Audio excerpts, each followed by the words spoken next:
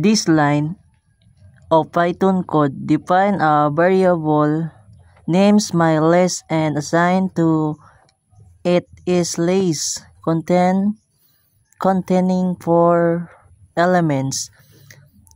Lists in Python are ordered collections that can contain items of different type. In this case, the list includes the following element as string and integers 1 to 3, another string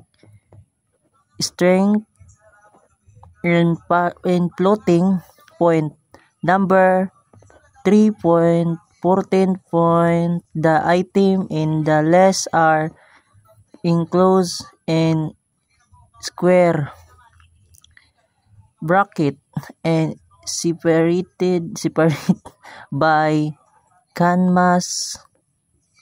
This list can be used later in the code for various operations such as indexing, interaction, and more.